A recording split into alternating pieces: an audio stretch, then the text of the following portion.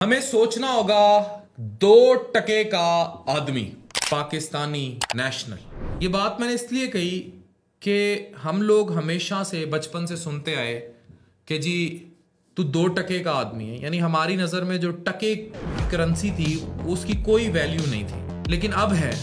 मेरा एक दोस्त बांग्लादेशी टका खरीदने गया, उसे 1 टका 3 रुपए का मिला, यानी उसने 45,000 रुपया दिया तो उसको जो नेट टके मिले उनकी जो मालियत थी वो 15,000 रुपये, यानी 15,000 टके मिले। अब आज के बाद अगर इस बात के बाद आपको कोई 2 टके का आदमी कहे तो आप छाती फखर से चौड़ी कर लें। आप कहें अगर मैं 2 टके का हूं तो मैं डी वैल्यू नहीं हूं, मैं 6 रुपए का आदमी हूं। हाँ, अगर कोई आपको कहे ना 2 रुपए का आदमी, 2 रुपए का इंसान, फिर आपको शर्मिंदगी होनी चाहिए, एहसास होना चाहिए कि आपको किसी ने बहुत ही कोई गिरी हुई चीज कह दी है। इस टाइम $1 की जो मालियत है वो 279 रुपीज है।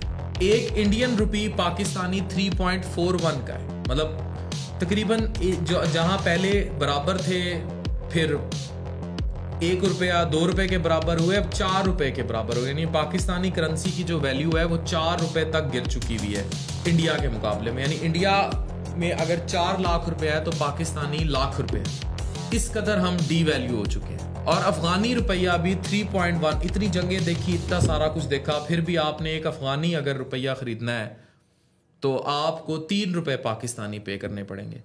ये वो डी वैल्यूएशन है, ये वो तबाही है जो पाकिस्तान में आई है। अच्छा, अब आप ट्रेस करें कि हम जो 2 टके के आदमी बने, 2 टके की वैल्यू ज्यादा है, हम जो 2 रुपए के आदमी बने वो हम इतने सालों में बने क्यों? इसकी रीजन है हमारी शैटर्ड पॉलिटिकल इंस्टेबिलिटी। किसी भी मुल्क में जब सियासी इस्तेहकाम आता है तब ही मौशी इस्तेहकाम आता है। जाहिर है जो मुल्क पॉलिटिकली स्टेबल रहेंगे वो ही ऐसी पॉलिसीज बनाएंगे, महातीर मोहम्मद को देख ले, वहीं ऐसी पॉलिसीज आएंगी कि इनकलाब आएगा। जब मुल्क स्टेबल नहीं रहेंगे पॉलिटिकली तो पॉलिसीज ऐसी नहीं आ सकती। जब से बांग्लादेश आजाद हुआ है, बांग्लादेश में एक स्टेबल डेमोक्रेटिक सेटअप है और बांग्लादेश स्टेबल रहा है। बांग्लादेश में शब खून नहीं मारेंगे और बांग्लादेश की यही स्टेबिलिटी जो है आज बांग्लादेश को बांग्लादेश बना गई है। जबकि पाकिस्तान में ऐसा नहीं है। पाकिस्तान में बार बार आमरीत और जमहूरियत का खेल चलता रहा है और पाकिस्तान में जितने साल गुजरे हैं उनमें आमरीत ने ज्यादा हुकूमत की है बराह रास्त या बापर्दा बनिस्बत जमहूर के। तो नतीजतन ये जो डिस्टेबिलिटी, पॉलिटिकल डिस्टेबिलिटी रही, उससे मुल्क की इकोनॉमी बड़ी शैटर रही और मुल्क बड़ा तबाह हाल रहा। अब इसका नतीजा ये हुआ है कि पाकिस्तान डेब्ट्स फंस चुका है, IMF कर्जों में फंस चुका है, हमारी करेंसी तबाह होती जा रही है और ये वैल्यू पता नहीं कहां रुकेगी। हम कहते हैं आए दिन डॉलर महंगा हो गया, पेट्रोल महंगा हो गया, होंडा सिविक होंडा वालों ने महंगी कर दी, करोला महंगी हो गई, घर महंगे हो गए, बिल्डिंग मटेरियल महंगा हो गया।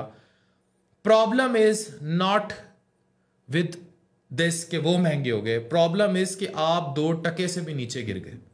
आपकी जो वैल्यू थी वो बतौर पाकिस्तानी और आपकी करेंसी की जो वैल्यू थी वो 2 टके से भी नीचे आ गई। तो इस शैटर्ड इकोनॉमी की वजह से और इस तबाह हाली की वजह से इस कदर बर्बादी आई, इस कदर बर्बादी आई कि हम अटरली बर्बाद हो गए। और यही बर्बादी जो है अब हमें ज़बूं हाली का हम शिकार हैं। अफसोस इस बात का है कौमें अपनी गलतियों से सीखती हैं। कौमें जो हैं जब वो गलती कर लेती हैं तो वो अपनी गलतियों से सीख लेती हैं, लेकिन हमने नहीं सीखा। हमने बिल्कुल भी नहीं सीखा अपनी गलतियों से और हम गलती दर गलती करते चले गए। हमारी सबसे बड़ी गलती ये थी कि हमने एक बाजू खोया, हमने उस बाजू के खोए जाने की जो मुहर्रिकात थी उन पर काम ही नहीं किया और वो रिपीट होता रहा। और वो मुहर्रिकात जो थी वो बड़ी क्लियर, वाइड एंड क्लियर थी, हमारी पॉलिटिकल इंस्टेबिलिटी। और यही पॉलिटिकल इंस्टेबिलिटी बनी इकोनॉमी की इंस्टेबिलिटी की वजह।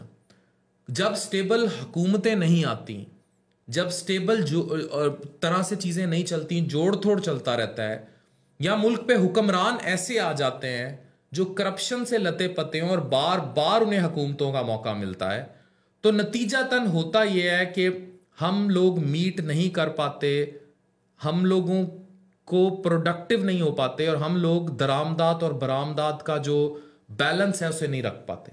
अब होता यह है कि हमारी जो दरामदात है, जो हम इंपोर्ट करते हैं, वो बढ़ जाता है, और बरामदात जो हम बाहर भेजते हैं वो कम हो जाता है।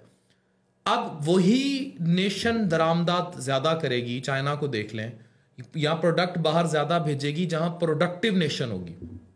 प्रोडक्टिव नेशन तब बनेगी जब मुल्क में स्टेबल हुकूमत आएगी, स्टेबल गवर्नमेंट्स होंगी, स्टेबल इंफ्रास्ट्रक्चर होगा, तालीम का, सेहत का, रोज़गार का। अब मौजूदा दौर में जैसे चैट जीपीटी का दौर है, अब चैट जीपीटी 4, 5 यहाँ तक जा रही हैं चीज़ें। तो जिस तरह आर्टिफिशियल इंटेलिजेंस की अब बात हो रही है, यानी machines will talk to humans, हम लोग तो simple human talk to human भी नहीं हुए। तो हम लोगों को ये सब स्टेबिलिटी पे काम करना पड़ेगा, तभी हमारा रुपया स्टेबल होगा। पाकिस्तान आने वाले 10 सालों में कहाँ होगा, अगर आप उसको मौजूदा ऐनक पहन कर देखें तो आपको सवाए बर्बादी के कुछ नज़र नहीं आता।